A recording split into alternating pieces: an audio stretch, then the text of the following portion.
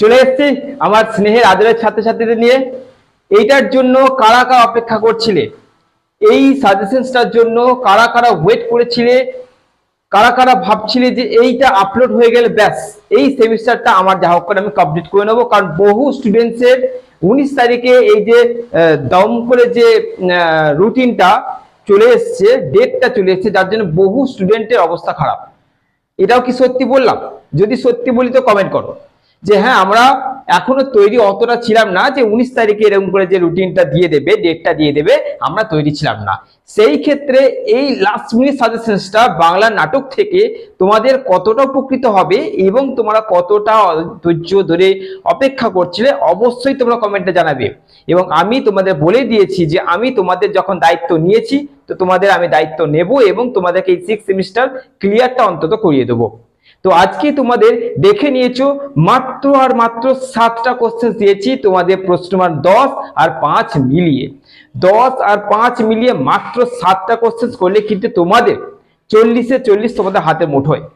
এই কটা কোশ্চেন যদি করে নিতে পারছো তাহলে তোমাদের আর কোনো কোশ্চেন করতে হবে না। এটা তো আমি বলবোই না, কারণ প্রতি বছর একটা কথাই বলেছি, প্রতি সেমিস্টারে যখন লাস্ট মিনিট দিয়ে আমার একটাই কথা যে তোমাদের একটাই কাজ, যে কোশ্চেন গুলো আগে তোমাদের দেওয়া হচ্ছে সেইগুলো ধরে নাও 99% চান্স তোমাদের এই বছর এই কোশ্চেন গুলো আসার চান্স 99%। তার মানে এই কোশ্চেন গুলোকে আগেই তোমরা রেডি করো, এই প্রশ্নগুলো আগে ঝটপট রেডি করে নাও। মাত্র 7টা কোশ্চেন, এমন একটা লাস্ট মিনিট সাজেশন এটা যে 7টা কোশ্চেন আশা করছি তোমাদের করা হয়ে গেছে, অবশ্যই করা হয়ে গেছে, তোমাদের কাছে নতুন নয়। তো এই 7টা কোশ্চেন করা তো হয়ে গেছে, জাস্ট ভালো করে চোখটা বুলিয়ে নেওয়ার পর তারপরে যে কোশ্চেন গুলো দিয়েছিলাম সেইগুলো করবে।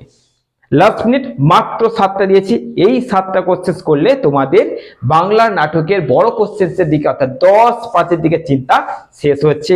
তো চলো আজকে আমার আদরের ছাত্রছাত্রীদের সঙ্গে আজকের এই কটা মাত্র 7টা কোশ্চেন ভাগ করে নি, দেখে নি তোমাদের জন্য বাংলা নাটক থেকে মাত্র সেই 7টা কোশ্চেন কি কি আছে। চলো দেখে নি।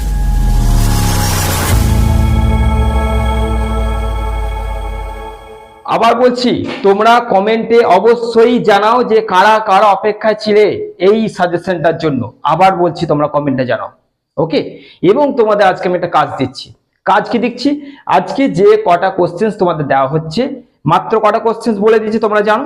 এই কটা কোশ্চেন্স, এই যে হোয়াটসঅ্যাপ নাম্বারটা তোমরা হোয়াটসঅ্যাপ করে কি লিখবে যে স্যার আমার নাম এই, আমি এখান থেকে বলছি আপনার দেওয়া লাস্ট মিনিট বাংলা নাটকের সাজেশনস আমি কমপ্লিট করে নিয়েছি আজকেই কমপ্লিট করে তোমরা হোয়াটসঅ্যাপ করবে। সে যত রাত হোক আমি অপেক্ষা করব তোমাদের জন্য, যত রাত হোক। আজকে তোমরা জানাবে যে স্যার আপনার দেওয়া লাস্ট মিনিট সাজেশনস আমরা কমপ্লিট করে নিয়েছি, অবশ্যই জানাবে, ওকে। এইটা তোমাদের কিন্তু আজকের কাজ, আজকে শেষ করবে। যাদের কিচ্ছু পড়া হয়নি, কোনো কিচ্ছু প্রস্তুতি নেই, তাদেরও বলছি আজকের কাজ আজকে করবে, ওকে। তো চলো প্রথমে 5 নম্বর থেকে তোমাদের বলে দিচ্ছি। 5 নম্বর থেকে কি করবে না, নাট্যকার রামনারায়ণ তর্করত্ন, আর কিছু বলছি না। এবার রামনারায়ণ তর্করত্ন সামাজিক দিক থেকেও দিতে পারে তোমাদের, যে সামাজিক কৃতিত্বে কি কি নাটক রচনা করেছে। 2 নম্বর যে কোশ্চেন করবে নাট্যকার মনমোহন বসু কৃতিত্ব। 3 নম্বর যে কোশ্চেন করবে দীনবন্ধু মিত্রর নাট্যকার হিসেবে কৃতিত্ব আলোচনা করো। ওই কৃতিত্বের মধ্যে সামাজিক আর প্রহসন এই পয়েন্ট দুটো যেন থাকে, অর্থাৎ সামাজিক কি লিখেছে নীলদর্পণ, প্রহসন কি কি লিখেছে, এই জাস্ট নাটকগুলোর নাম কিন্তু তোমাদের দিতে হবে। এবার বলছি কেন, কারণ যদি দেখা গেল কৃতিত্ব না দিয়ে ডাইরেক্ট দিল যে প্রহসন রচনা দীনবন্ধু মিত্র অবদান আলোচনা করো, তখন তোমরা ওইখান থেকে লিখতে পারবে। এই জন্য কৃতিত্বটাকে এমন করে পড়বে যেখানে সামাজিক আর প্রহসন মাত্র এই দুটো থাকলেই হবে, মাত্র এই দুটো। কারণ এরা করে দিতে পারে, প্রহসনও দিয়ে দিতে পারে আর তোমাদের সামাজিকও দিয়ে দিতে পারে। তারপরে নেক্সট 3 নম্বর কোশ্চেন কি করছো দীনবন্ধু। 4 নম্বর করছো গিরিশচন্দ্র ঘোষ। গিরিশচন্দ্র ঘোষের সামাজিক আর পৌরাণিক, ঐতিহাসিক। গিরিশচন্দ্র ঘোষের সামাজিক আর ঐতিহাসিক। এবার তোমরা গিরিশচন্দ্র ঘোষ একটা কোশ্চেন যদি বড় করে নাও, ওর মধ্যে সামাজিক ঐতিহাসিক দুটোই থাকবে। তার মানে কি একটাই কোশ্চেন, তার মধ্যে জাস্ট পয়েন্টগুলোকে আমি ভাগ করে দিচ্ছি যে এইভাবে 5ই দিতে পারে, যে সামাজিক নাট্যকার বা সামাজিক দিক থেকে কৃতিত্ব বা ঐতিহাসিক দিক থেকে বা ঐতিহাসিক রচনায় গিরিশচন্দ্র ঘোষের কৃতিত্ব আলোচনা করো, এইভাবে কিন্তু, ওকে। তো এই হচ্ছে তোমাদের 4 নম্বর। আর লাস্ট কোশ্চেন হচ্ছে 5 নম্বরে নাট্য নিয়ন্ত্রণ আইন সম্পর্কে আলোচনা করো। এইটা অর্থাৎ 5 নম্বরের 5টা কোশ্চেন দিলাম, এই কোশ্চেন গুলো তোমাদের আজকেই কমপ্লিট করবে। এবার যাচ্ছি 10 নম্বরের প্রশ্ন। 10 নম্বর প্রশ্ন কি আছে? মধুসূদন দত্ত থেকে প্রথমেই আছে পৌরাণিক আর প্রহসন। একটা কোশ্চেন হলো পৌরাণিক প্রহসন, মানে একটা কোশ্চেন্সের মধ্যে ঢুকে থাকবে। যদি বলা হয় যে নাট্যকার হিসেবে মধুসূদন দত্তের কৃতিত্ব আলোচনা করো, তো তুমি নিশ্চয়ই সেখানে পৌরাণিক রাখবে, সেখানে প্রহসনমূলক রচনাগুলো রাখবে, নিশ্চয়ই রাখবে।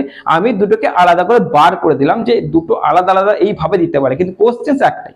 ওকে, এরপরে 2 নম্বর যে কোশ্চেনটা, অর্থাৎ 10 নম্বরে মাত্র দুটো দিয়েছি। 10 নম্বরে কটা? মাত্র দুটো। ভালো করে শোনো, 10 নম্বরের মাত্র দুটো, মধুসূদন দেখতে পৌরাণিক আর তোমাদের দিয়েছি প্রহসন। আর 2 নম্বর যে কোশ্চেনটা হচ্ছে জ্যোতিরিন্দ্রনাথের কৃতিত্ব আলোচনা করো।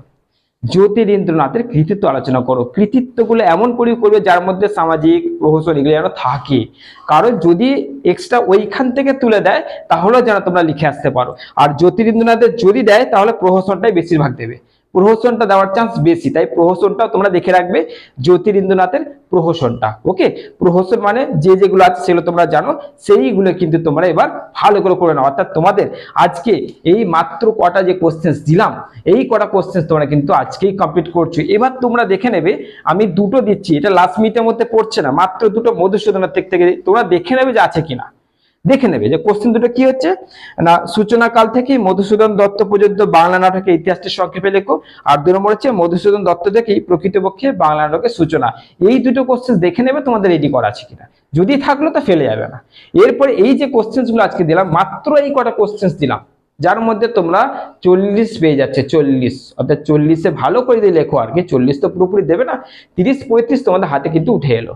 ওকে, 30-35 হাতে উঠে গেল, মাত্র এই কটা কোশ্চেন করে নাও, তোমাদের আর কিছু করতে হচ্ছে না। এরপরে কোশ্চেন গুলো রেডি করা থাকলে তারপরে যে কোশ্চেন গুলো আমার দেওয়া ছিল সেগুলো একবার চোখ অবশ্যই বুলিয়ে যাবে। ওকে, লাস্ট সেমিস্টার তো চোখ অবশ্যই বুলিয়ে যাবে। কিন্তু তোমাদের কি করে দিলাম, এইগুলোর মধ্যে কোনগুলো পড়বো, কোনগুলো বেশি ইম্পর্টেন্ট, কোনগুলো পড়বো না, সেই জিনিসটা ক্লিয়ার করে দিলাম। তো চলো আর বেশি কথা বলবো না, চলো ভালো থেকো, সুস্থ থেকো।